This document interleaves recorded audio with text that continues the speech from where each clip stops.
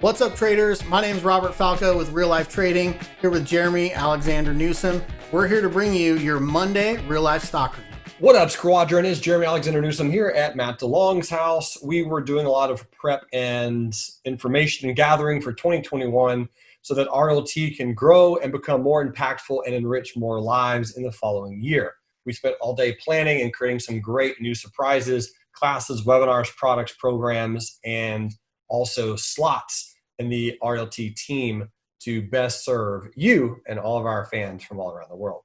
Now, I'm going to go ahead and dive into your Monday stock review. What we have on the board first is SPY, SPY, and we did have a little bit of selling event today. SPY gapped up and just kind of slowly sold off most of the day, which I actually think is okay. I personally was going to go all cash again if we got back up to 358, but I like the fact that we're down some. I think we need to be down. Turnaround Tuesday could easily happen where we just slowly grind, but really it's going to be kind of EKG-ish anyway up until the election. And then once the election happens, which I think Trump personally does win the elections, and then I think we have just, again, some sideways action, maybe a pullback down into 320-ish, and then we kind of go higher from there.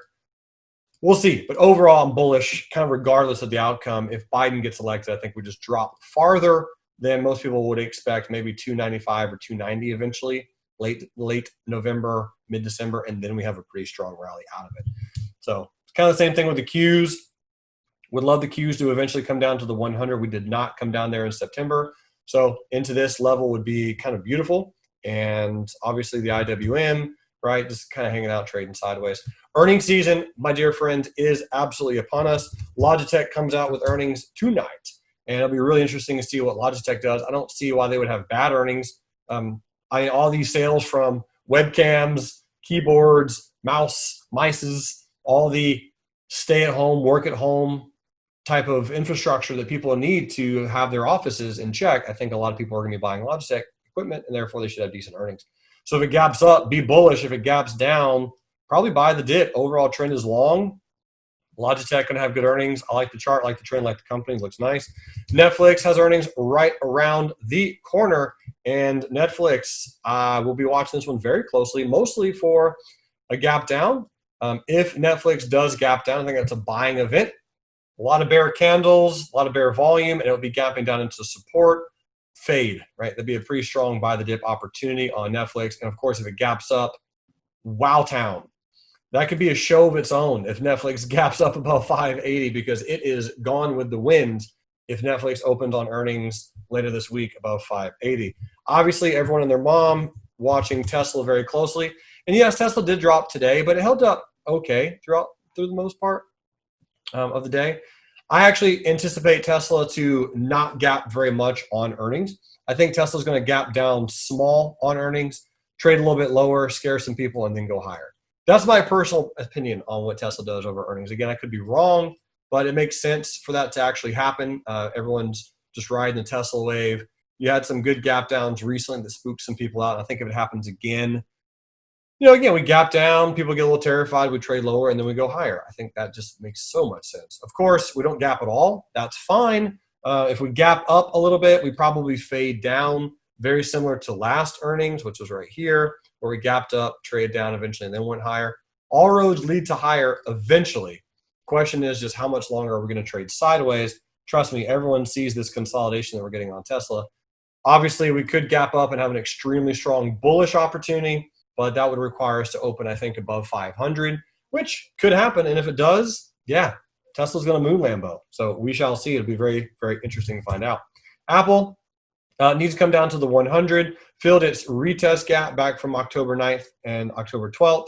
So again, I mentioned on Apple pretty much every time I brought it up that Apple would be a buy the rumor, sell the news event. This Tuesday was the news, and although I think their products that they came out with were very expected and anticipated, not a lot of shock and awe. I will be getting the new iPhone 12, but that's what Apple's done forever. Buy the rumor, sell the news. When the event comes out, it's a selling event, so it doesn't really surprise me that we're pulling back, and we could eventually pull back into the 100-some moving average, of which from there, most likely, we would bounce some. 2 or 3 more stocks we'll look at. First Solar, slowly creeping higher. I would say keep your eyes on this one. The chart looks pretty good, and I'm watching this on a monthly chart to maybe maybe finally be a breakout of this 7-year plus accumulation pattern. Should be really interesting to see. DocuSign, DOCU. So DocuSign down a decent amount today, 2.6%. A little bit of bear candle. Looks, again, a lot like the rest of the market.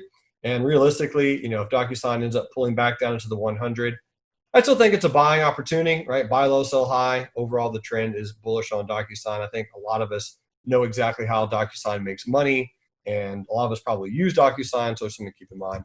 And speaking of usages, Pinterest still strong. Wow. Really, really strong powerhouse out there.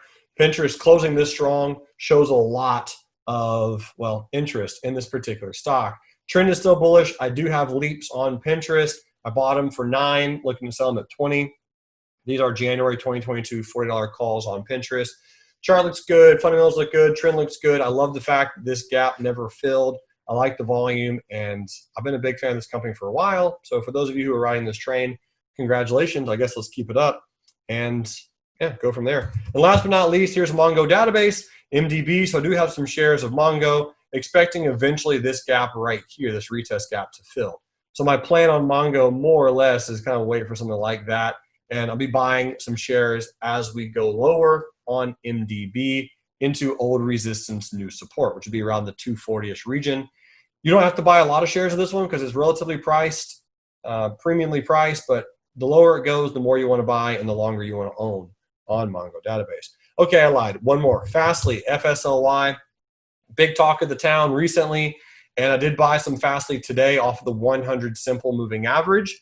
And the lower we go, the more I'm going to buy. So I have some pyramids all up in here. So my pyramid looks a little bit like this on Fastly, where I think I filled my second order amount today. I'll be filling my third order, if we go down to like the high 70s.